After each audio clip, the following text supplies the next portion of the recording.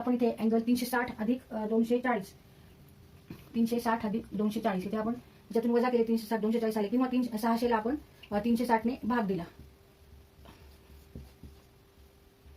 1 गुणिले 360 अधिक 240 असा सुद्धा आपण ह्या पद्धतीने अँगल लिहू शकतो. किंवा दुसरी पद्धत म्हणजे आता आपल्याला माहिती आहे की कोऑर्डिनेट सिस्टीमवर आपण अँगल जेव्हा मोजतो तेव्हा 0 to 90 90 to 180 180 to 270 270 to 360 आणि 360 नंतर राऊंड हे परत रिपीट होतात. इथून हा एक पूर्ण राऊंड झाला परत इथून रिपीट होतो. तर इथे आपण 720 म्हणजे 2 गुणिले 360 2 राऊंड नंतर आपण जर ह्या पद्धतीने घेतला तरी चालेल. 720 वजा आपण इथे 720 वजा 600 म्हणजे 120 म्हणजे 720 वजा 120 720 वजा 120 म्हणजे उत्तर येणार आहे 600. ह्या पद्धतीने जरी आपण हा अँगल लिहिला तरी चालेल.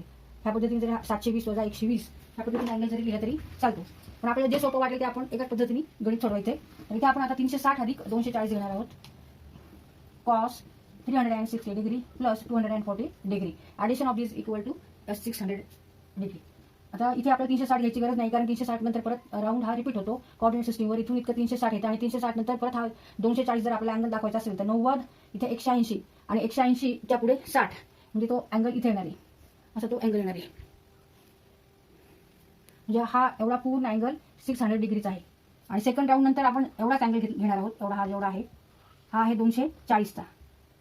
हा अँगल घ्यायची गरज नाही. कॉस 240 डिग्री मग cos 600 degree means cos 240 degree. इथे हे 240 आपण कसे लिहिणार आता 240 बरोबर 180 अधिक उरलेले किती 60 असं आपण लिहू शकतो. किंवा तुम्ही 240 बरोबर 270 वजा 30 असंही लिहू शकता. तर आपण असं लिहू cos 180 degree plus 60 degree. Cos 180 means pi plus 60 degree. आता इथे आपल्याला फॉर्म्युला वापरायचा आहे. इथे n equal to even number आहे. n is here even. therefore cos तर कॉसच येणार. कॉस 60 प्लस मायनस कॉस 60 येणार आहे. इथे प्लस आहे का मायनस आहे हे क्वाड्रंट वरून ठरवायचं की हा अँगल कोणत्या क्वाड्रंटला आहे.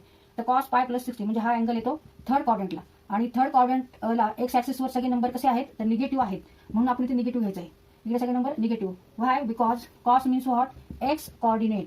कॉस मीन्स एक्स कोऑर्डिनेट म्हणजे एक्स वर सगळे निगेटिव्ह नंबर्स आहेत. त्याच्यामुळे आपण इथे निगेटिव्ह घ्यायचं आहे. Negative cos 60 degree and cos 60 degree is 1/2. तर हे जे स्पेशल अँगल्सचे ट्रिग्नोमेट्रिक रेशोज आहेत ते तुम्हाला पाठ हवेत.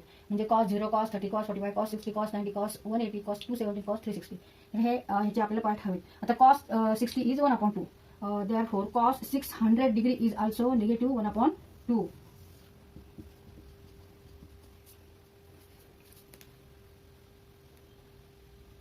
तर पाचवं गणित आहे tan 225. आता 225 आपण दोन पद्धतीने इथे असं लिहू शकतो. दोन किंवा अजून बऱ्याच हे लिहू शकतो आपण. पण इथे समजा 180 पेक्षा हा अँगल मोठा आहे मग 180 प्लस 45 डिग्री मीन्स 225 डिग्री. किंवा आपल्याला 360 मायनस किंवा 270 मायनस सुद्धा करता येईल. कारण 270 मायनस किती करावं लागतील 270 मायनस 5 2 + 1 3 4 म्हणजे 270 मायनस 45 डिग्री. ह्या पद्धतीने जरी हा अँगल लिहिला तरी चालेल. ह्या पद्धतीने लिहिला तरी चालेल. तर सोपं हे वाटतं आपल्याला हे लिहू. tan 180 degree plus 45 degree. 180 means pi plus 45 degree. Now here n is even number. तर इथे आपल्याला हा फॉर्म्युला वापरावा लागेल. tan n pi by 2 plus minus theta equal two plus minus tan theta Wien n is an even integer. तर इथं n किती आहे इथे n इक्वल टू 2 आहे. 2/2 1 मग n is here integer. therefore tan तर tanच होणार आहे. तर tan theta plus minus tan 45 degree. आता ही जी साईन आहे प्लस घ्यायचं का मायनस घ्यायचं ते क्वाड्रंटवर डिपेंड आहे की हा tan जो अँगल आहे तो कुठे आहे. तर हा थर्ड क्वाड्रंटला येणार अँगल 180 प्लस 45 म्हणजे इथे हा अँगल एवढा जो आहे हा अँगल आहे पाय प्लस 45 डिग्री म्हणजे थर्ड क्वाड्रंटला इथे अँगल आहे. आणि आपल्याला कोणतं फंक्शन काढायचं आहे tan. मग इथे tan पॉझिटिव्ह आहे का negative. In third quadrant tan is positive. therefore take here positive tan 45 degree because sine is negative cos is also negative. Cos means x coordinate sine means y coordinate. X coordinate negative y also negative. Negative becomes positive. Negative sign negative number upon negative number equal to positive number. therefore plus tan 45 and tan 45 is 1. therefore answer is 1.